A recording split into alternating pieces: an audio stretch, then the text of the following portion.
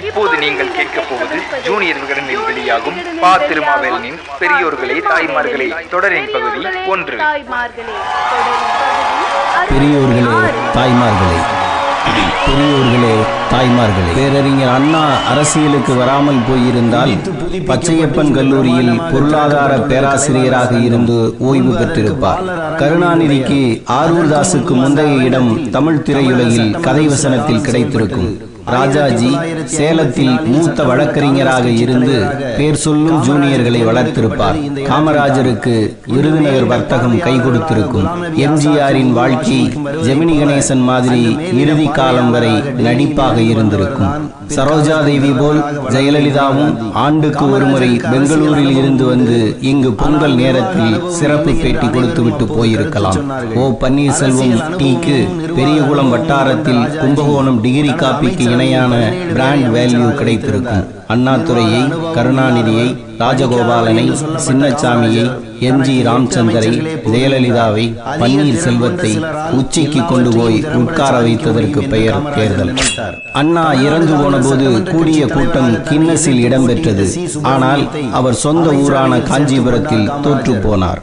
நேருவுக்கு பிறகு யார் பிரதமர் என்ற கேள்விக்குறி எழுந்தபோது லால் பகதூர் சாஸ்திரியை சொன்ன காமராஜர், சாஸ்திரி மறைவுக்கு பிறகு இந்திராவை அழைத்து வந்த காமராஜர், சொந்த ஊரான விருதுநகரில் கல்லூரி பருவம் தாண்டாத பே. சீனிவாசனிடம் வெற்றியை பறிகொடுத்தார்.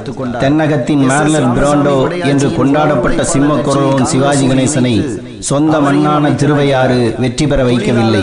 மிஸ்டர் ராஜீவ் காந்தி எங்கே ஓடுகிறீர்கள் என்று நாடாளுமன்றத்தை நடுங்க கேட்ட வைகோவை விருதுநகர் அரவணைக்கவில்லை. ஊரார் மெச்சிய பிள்ளைகளை சொந்த வீட்டில் அந்நியமாக்கியதற்கு பெயரும் தேர்தல். ஒரு மணி நேரத்திற்கு 10 லட்சம் கட்டணம் வாங்கும் வக்கீல்கள் கூட மை லார்ட் என்று கூப்பிடும் இடத்தில் இருந்த உச்சநீதிமன்ற நீதிபதி வீராசாமி சிவகாசி வெயிலில் அலைந்ததும் கையில் செங்கோலுடன் ஒருவர் முன்னே நடக்க காற்று கூட குறுக்கிட முடியாத பாதுகாப்புடன் ஏராளமானவர்களின் வணக்கத்தை வாங்கியபடியே பின்னே நடந்து வந்த உயர் நீதிமன்ற நீதிபதி சாமிதுரை விழுப்புரம் வீதிகளில் பார்க்கிறவர்கள் அனைவரையும் வணங்கி போனதும், இந்திய அளவில் புகழ்பெற்ற பல் மருத்துவரான பி. ராஜன் நெல்லை தொகுதி வேட்பாளரான பிறகு அடையாளம் தெரியாதவர்களை எல்லாம் பார்த்து சிரித்ததும் எதனால்? தேர்தலால். அயோக்கியனின் கடைசி புகலிடம் அரசியல் என்று வெளிநாட்டவர் எவரோ சொன்னாராம். அவருக்கு அதை பற்றி தெரியவில்லை. நான் சொல்கிறேன், அயோக்கியனின் முதல் புகலிடமே அரசியல்தான் என்று சொன்ன கண்ணதாசனும் அரசியல்வாதியாகத்தான் இருந்தார். அரசியல் என்பதே மூளையற்ற மந்தைகளுக்காக உருவாக்கப்பட்டது என்று சொன்ன ஜெயகாந்தனும் அதில் பங்கேற்றார். திராவிட மொழி ஞாயிறு தேவநேய பாவாணரை தலைமேல் தூக்கி தலைவராக ஏற்றுக்கொண்ட தமிழ் குடிமகனையும் அது விடவில்லை. அதிகார வர்க்கத்திற்கு சிம்ம சொப்பனமாக இருந்த எக்ஸ்பிரஸ் கோயங்காவும் அதில் மூழ்கினார். தேர்தல் மோகம் யாருக்கு வராது?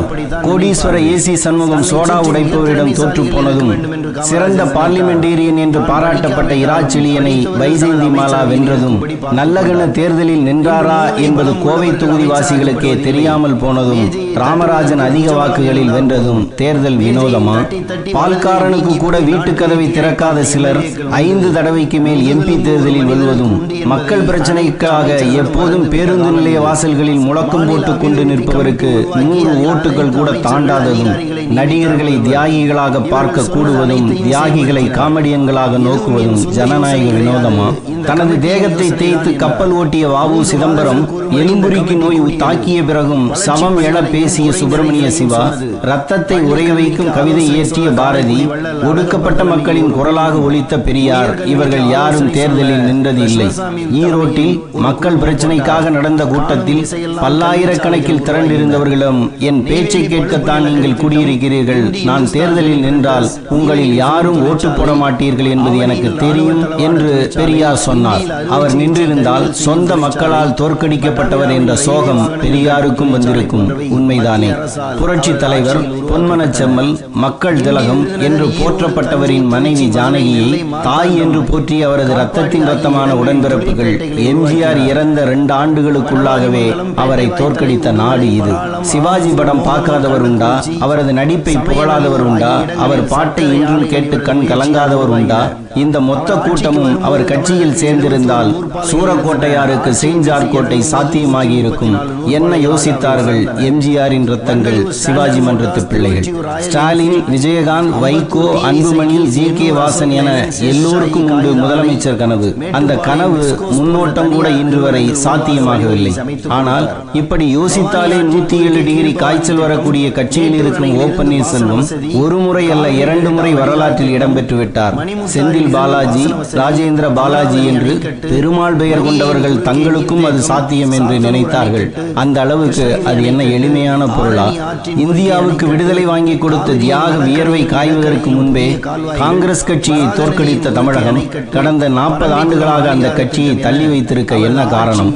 எவ்வளவு அதிகாரம் புரிந்தியவர்களாக ராஜீவ்காந்தியும் நரேந்திர மோடியும் மத்தியில் ஆட்சியை பிடித்தாலும் தமிழ்நாட்டில் தனியாக நிற்க தண்ணீர் குடிக்க வேண்டி வந்த கள யதார்த்தத்துக்கு என்ன காரணம்? எல்லா ஜனநாயக நெறிமுறைகளையும் பேசிய ராஜாஜி முதலமைச்சர் பதவிக்கு வந்த 2 முறையும் மக்களால் தேர்ந்தெடுக்கப்பட்டு வந்தவர் அல்ல. ஆனால் மக்களை பற்றி கவலைப்படாமல் சர்வ அதிகாரம் புரிந்தியவர்களாக தங்களை காட்டிக்கொண்ட பல பேர் மக்களால் பெருவாரியான வாக்குகள் வித்தியாசத்தில் தேர்ந்தெடுக்கப்பட்டவர்கள் தான் என்றால் மக்களுக்கு இந்த வகை மனிதர்களை தான் பிடிக்கிறதா? அந்த சத்தியமூர்த்திக்கும் ராஜாஜிக்கும் இருந்த நிழல் யுத்தம் இன்று இளங்கோவனுக்கும் சிதம்பரத்துக்கும் நடக்கிறது. அன்று அண்ணாவுக்கும் சம்பத்துக்கும் இருந்த ஈகோ யுத்தம் இன்று கருணாநிதிக்கும் ஸ்டாலினுக்கும் நடக்கிறது. ராஜாஜி சாதி பார்த்திருந்தால் சத்தியமூர்த்திக்கு விட்டு கொடுத்திருக்கலாம். கருணாநிதி ரத்தம் பார்த்திருந்தால் ஸ்டாலினுக்கு விட்டுத்தர முன்வந்திருக்கலாம். ஆனால் பதவி இவை எல்லாவற்றையும் விட உயர்ந்ததா? வெற்றி பெற்ற கட்சிக்கு தலைவராக இருப்பவரே முதலமைச்சராவார் என்று காத்திருக்க வெள்ளையனை வியக்க வைக்கும் அளவுக்கு பதவியை மறுத்த தியாகராயர், நான் பதவி விலக சம்மதிக்கிறேன், ஆனால் என்னை விட யோகியன் இந்த பதவிக்கு வர வேண்டும் என்று சொன்ன ஓமந்தூரார், எனக்கு உடல் நலமில்லை, முதலமைச்சர் பதவி எல்லாம் வேண்டாம் என்று மறுத்த பி.எஸ். குமாரசாமி ராஜா, 9 ஆண்டு கால முதலமைச்சர் பதவியை தூசியை போல தட்டிவிட்டு வெளியேறிய காமராஜ், முதலமைச்சராவதற்கு எம்எல்ஏ பதவி வேண்டும் என்பதையே உணராமல் எம்பிக்கு போட்டியிட்ட அண்ணா, வாழ்ந்த மண் என்பதற்கு அடையாளமே இல்லாமல் இப்போது அசிங்கமாகி போனதே தமிழ்நாடு. என்ன காரணம்? வாருங்கள், கடந்த காலம் தெரிவோம். கடந்த காலம் தெரியாதவர்களுக்கு நிகழ்காலம் புரியாது, நிகழ்காலம் புரியாதவருக்கு எதிர்காலம் இல்லை. நாட்டுப்பணியே தனது ஒரே லட்சியமாக கொண்டு காரியமாற்றும் ஒரு சிறந்த பொது தொண்டரை பூத கண்ணாடி வைத்து தேடினாலும் கூட வேறு எங்கும் பார்க்க முடியாது என்ற பெரியார்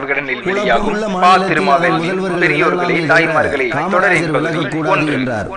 யோசனை சொன்னவர் விலக வேண்டாம். பெரியோர்களே, தாய்மார்களே, நோயாளிதான் மருந்து சாப்பிட வேண்டுமே தவிர பேரறிஞர் அண்ணா அரசியலுக்கு வராமல் போயிருந்தால் பச்சையப்பன் கல்லூரியில் பொருளாதார பேராசிரியராக இருந்து ஓய்வு பெற்றிருப்பார்.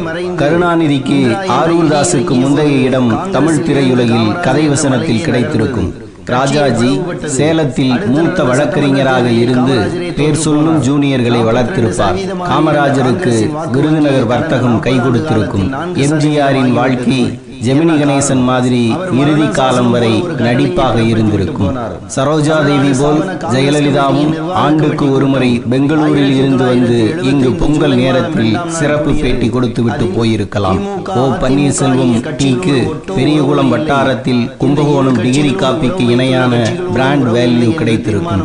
அண்ணாதுரையை, கருணாநிதியை, ராஜகோபாலனை, சின்னசாமியை, எம்.ஜி. ராமச்சந்தரை, ஜெயலலிதாவை, பன்னீர்செல்வத்தை உச்சி கொண்டு போய் உட்கார வைத்ததற்கு பெயர் தேர்தல். அண்ணா இறந்து போன போது கூடிய கூட்டம் கின்னஸில் இடம்பெற்றது. ஆனால் அவர் சொந்த ஊரான காஞ்சிபுரத்தில் தோற்று போனார்.